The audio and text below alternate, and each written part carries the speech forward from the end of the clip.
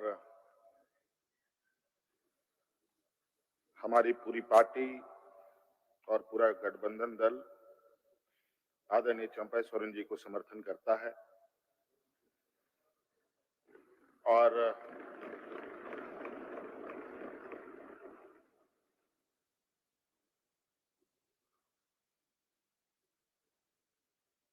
मैं कहना चाहूंगा 31 जनवरी की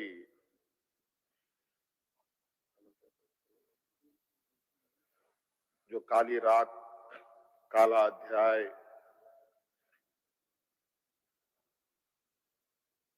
देश के लोकतंत्र में नए तरीके से जुड़ा है।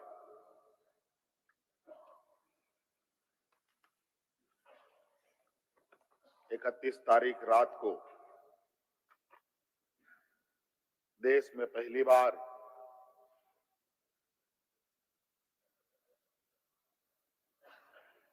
किसी मुख्यमंत्री का गिरफ्तारी हुई हो, मेरे संज्ञान में नहीं है। ये मुझे लगता है ये पहला घटना है और मुझे लगता है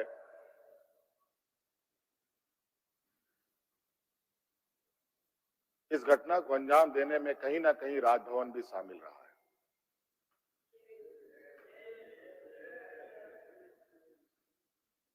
और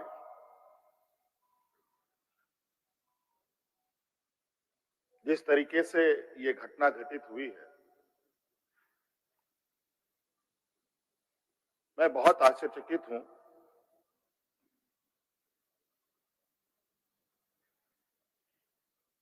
इसलिए कि मैं एक आदिवासी वर्ग से आता हूं। नियम, कायदे, कानून की जानकारी का थोड़ा अभाव रहता है। बौद्धिक क्षमताएं अभी हमारे विपक्ष के बराबर हम लोगों की नहीं है, लेकिन सही गलत की समझ तो हर इंसान भी रखता है, हर जानवर भी रखता है।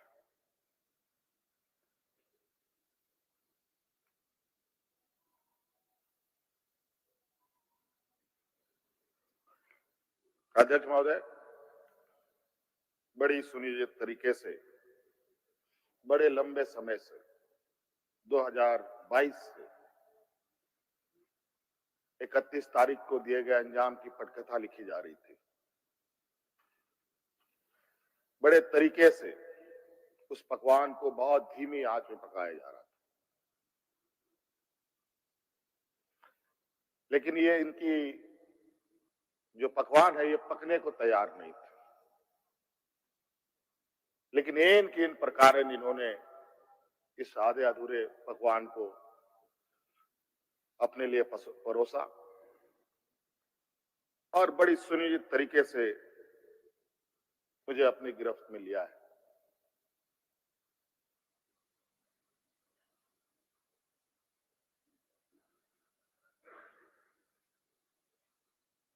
और आज कहीं ना कहीं ऐसा लगता है अध्यक्ष महोदय कि बाबा भीमराव अंबेडकर जी का जो सपना था कि सभी जात धर्म के लोग एक समान प्लेटफॉर्म पे आए, एक बराबरी और एक साथ चले, मुझे लगता है कि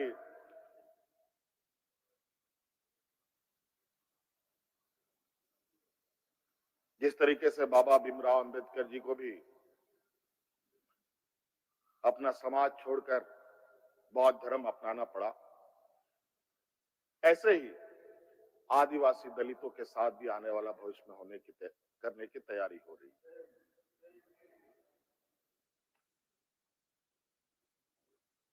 बड़ा सुनियोजित तरीके से अनेकों कालखंड को देखेंगे अध्यक्ष महोदय, जो इन आदिवासी दलित पिछड़े अल्पसंख्यक के ऊपर अत्याचार हुए हैं, वो अत्याचार अध्यक्ष महोदय नए नए चेहरे, नए नए शक्ल, नए नए रूप में दिखते रहे हैं। आज उसी का जीता जागता उदाहरण 31 जनवरी को देखने को मिला।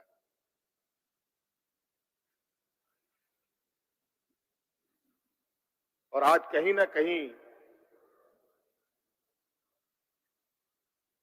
इन वर्गों के प्रति जो हमारे सत्ता पक्ष की घृणाएं हैं, ना जाने इनकी घृणाएं इतनी, इनको ताकत कहां से मिलती है, ये हमारे समझ से परे है।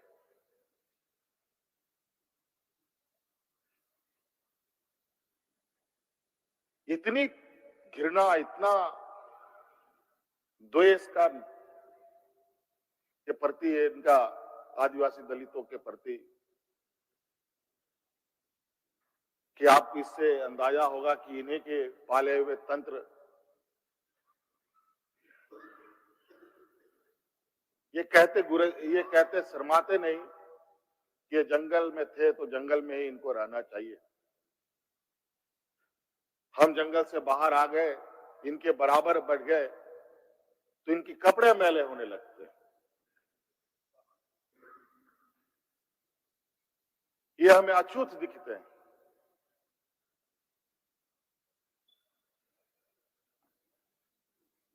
और इन्हीं विडंबना को तोड़ने के लिए हमने एक प्रयास किया था अध्यक्ष महोदय,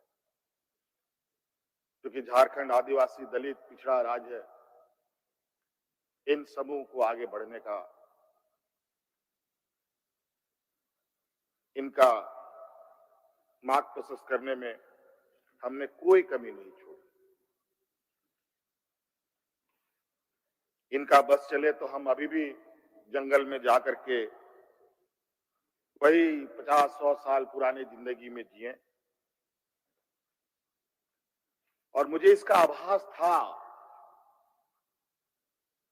अध्यक्ष महोदय, जो इनके अंदर छुपी कुंठा है वो आए दिन ये बयां करती थी, इनके आचरणों से, इनके बयानों से।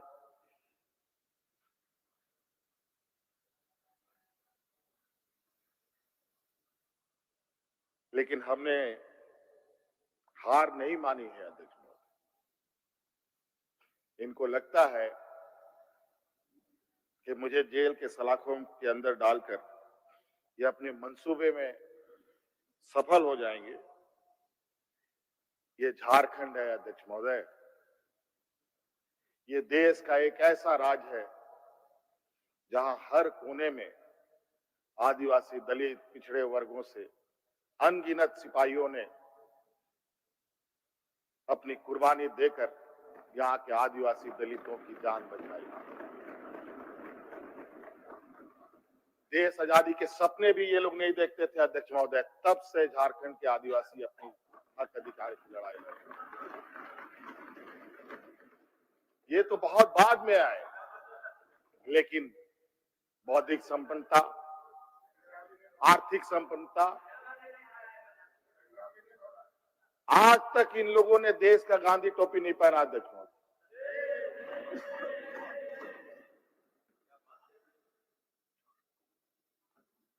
अध्यक्ष महोदय, ईडी, सीबीआई, इनकम टैक्स, जिनको देश के विशेष और काफी संवेदनशील व्यवस्थाएं कही जाती है, जहां करोड़ों रुपया, 12 लाख 14 लाख करोड़ रुपया डकार कर इनके सहयोगी विदेश में जाके बैठे हैं, उनका एक बाल बांका करने का औकात इनके पास नहीं है। इनके पास औकात है देश के आदिवासी दलित पिछड़े के ऊपर, और बेगुनाह लोगों पर, और उसमें भी गुनाह किया हो तब की बात तो अलग है, बेगुनाहों पर अत्याचार कर।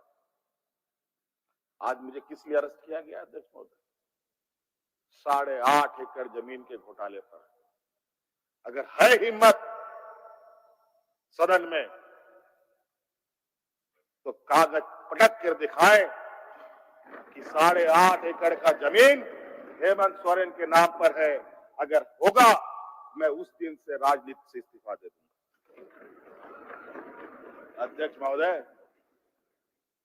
जब राजनीतिक रूप से ये नहीं सकते हैं तो ऐसे ही बैकडोर से हमला करते हैं, पीठ पर हमला करते हैं। अध्यक्ष महोदय, मैं आंसू नहीं बहाऊंगा, आंसू वक्त के लिए रखूंगा। आप लोगों के लिए आंसू का कोई मतलब नहीं। आदिवासी दलितों का, पिछड़ों का, आदिवासी के आंसुओं का कोई मोल नहीं। वक्त आने पर हम इनके एक एक सवालों का जवाब और एक एक इनके षड्यंत्र का जवाब वक्त आने पर बड़ी माकूल तरीके से दिया जाएगा। एक्चुअली दुर्भाग्य है अध्यक्ष महोदय इस राज्य का, तथाकथित हमारे राज्य के ही कुछ लोग जो ऐसे सामंती विचार वाले के चरणों में जाकर के झुककर उनकी सेवा और पूजा अर्चना में लगे, नहीं तो इस राज्य की इतनी दुर्दशा नहीं होती। अध्यक्ष, राज अलग हुए 23 साल हो रहे हैं, 24 साल हो गए अध्यक्ष महोदय। किसने सबसे अधिक राज किया इस राज्य में? ये मुझे बोलने का जरूरत नहीं है, किसी को बताने की भी जरूरत नहीं। सब अपने गिरेबान में देखें, सबको पता चलेगा कौन कहां बैठा, किसने क्या काम किया। घोटाले इनको 2024 से ही नजर आ रहे हैं, 2000 से नजर नहीं आ रहे, 2019 से ही इनको नजर आ रहे हैं। आज ये नहीं चाहते अध्यक्ष महोदय, देश का आदिवासी, दलित, पिछड़ा, अल्पसंख्यक देश के सर्वोच्च स्थान पर पहुंचे। ये नहीं चाहते कि ये जज बने, ये नहीं चाहते ये IAS IPS बने, ये नहीं चाहते ये राजनेता बने। इन्हीं के साथ बैठे लोग हैं। इन लोगों ने भी आदिवासी नेता बनाया था मुख्यमंत्री। बता दीजिए इन कितने आदिवासियों ने 5 साल पूरे किए। और मुझे पता था ये मुझे भी 5 साल पूरा करने में रोड़े अटकाएंगे, और नतीजा ये हुआ आखिरी सांस तक कुछ भी करो 5 साल पूरा नहीं होना चाहिए, रिकॉर्ड में नहीं लिखना चाहिए, रजिस्टर में नाम नहीं आना चाहिए, बस यही। अध्यक्ष महोदय, हम लोगों ने सर झुकाकर चलना नहीं सीखा, यही खासियत है आदिवासियों। लेकिन होता है कि सरसों में ही भूत है तो सारा भूत भागेगा का, माफ कीजिएगा, सरसों में ही भूत है तो भूत भागेगा का। यहाँ कुछ भूत ऐसे भी है जिसकी वजह से ये कठिनाइयों का सामना करना पड़ता है। बहुत प्रयास हुआ, जब जब हम लोगों ने अलग राज्य का परिकल्पना किया तब भी इन लोगों ने हंसी उड़ाई कि आदिवासी लोग अलग राज लेगा। जब हम सत्ता में आए,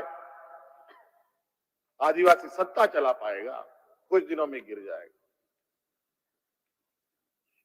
मैं हवाई जहाजों में चलता था अध्यक्ष महोदय, उसमें भी इनको तकलीफ। मैं 5 स्टार होटलों में रुकता था, उसमें भी इनको तकलीफ। मैं BMW कार में घूमता हूं, उसमें भी इनको तकलीफ।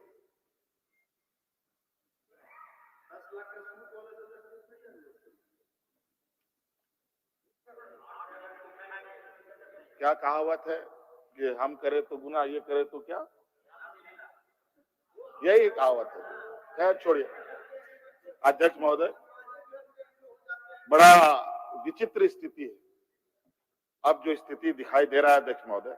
कुल मिलाकर झारखंड के परिप्रेक्ष्य के अलावा पूरे देश के पैमाने में अब आदिवासी, दलित, पिछड़ा, अल्पसंख्यक सुरक्षित नहीं। विशेषकर झारखंड में तो यहाँ की खनिज संपदाओं को जो वर्षों से इस पर लोगों की गिद्ध नजर है और आगे भी रहेगी। ये तो हम थे अध्यक्ष महोदय, ये बहुत फूक फूक करके उनको आगे बढ़ना पड़ता। ये खुला दरवाजे की आदि हो चुके हैं, इनको कोई रोक टोक नहीं कर सकता। जो इनके सामने आएगा वो इसी तरीके के अंजाम से उसको गुजरना पड़ेगा। और इनको लगता है ऐसे अंजाम देने से झारखंड के लोग घबरा जाएंगे। ये आप लोगों की बहुत बड़ी भूल है और इतनी बड़ी ये भूल होगी जो झारखंड का इतिहास आपको कभी माफ नहीं करेगा। अध्यक्ष महोदय,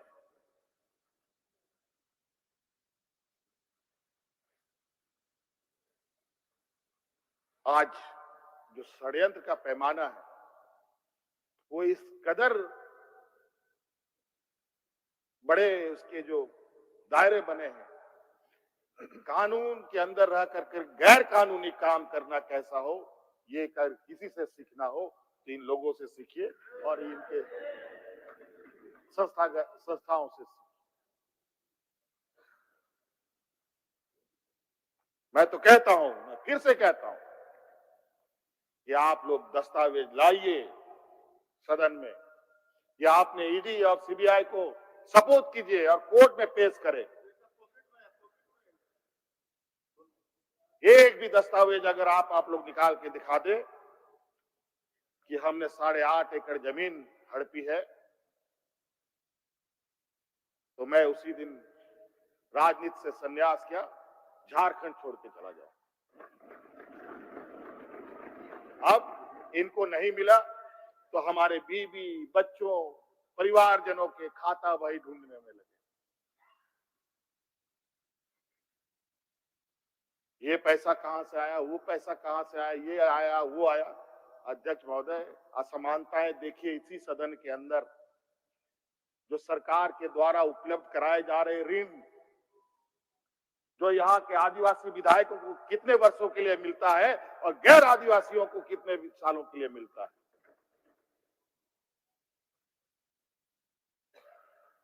इस विषय पर गंभीरता से सोचने की आवश्यकता है। देखो, ये बहुत लंबी लड़ाई। आज जिस तरीके से बड़ा मछली छोटा मछली को खा जाता है, सामाजिक व्यवस्था में भी यही कहानी है। एक बड़ी व्यवस्था छोटी व्यवस्था को खाने का हर बरकस प्रयास करती है। प्रभु राम का प्राण प्रतिष्ठा हुआ 22 जनवरी को। राम राज आ गया, पहला कदम बिहार पड़ा। बेचारा एक पिछड़ा वर्ग का व्यक्ति की क्या हद होगी आप जानते हैं। दूसरा कदम झारखंड पर पड़ा, एक आदिवासी मुख्यमंत्री को निगलने का प्रयास। क्योंकि इस आदिवासी मुख्यमंत्री के शरीर में हड्डियां कुछ अधिक है, इसलिए उस हड्डी को निकालने के लिए ईडी उसका डिसेक्शन करने में लगी हुई ताकि हम कैसे इसको निगल जाए। लेकिन इतना आसान नहीं। गलती से गले में फंस गया तो पूरा का पूरा आंतड़ी फाड़ के बाहर। इस वजह से संभल के खाने का कोशिश कीजिएगा। इस वजह से अध्यक्ष महोदय, मुझे कोई गम नहीं कि मुझे आज ईडी ने पकड़ा। जिस तरीके से बंधुदा का सदस्यता लिया, ये आप चुनाव नहीं लड़ सकते। हो सकता है मेरा भी यही आस करे। सत्ता लुलुपता के लिए हम लोग कभी नहीं आए अध्यक्ष महोदय। लेकिन ये बात मैं इस सदन में कहना चाहूंगा कि झारखंड मुक्ति मोर्चा का उदय झारखंड के मान सम्मान स्वाभिमान को बचाने के लिए हुआ है। और इस मान सम्मान स्वाभिमान के प्रति जो भी बुरी नजर डालेगा उसको हम मुंह तोड़ जवाब देंगे, चाहे राजनीतिक रूप से हो, चाहे कानूनी रूप से हो, चाहे वो किसी भी जंग मैदान में हो। ये हमारा संकल्प है। ना हम पीछे हटे हैं, ना हम लोग पीछे हम लोगों ने पीठ दिखाई है अध्यक्ष महोदय। इसलिए अध्यक्ष महोदय, मुझे तो कोर्ट का आदेश है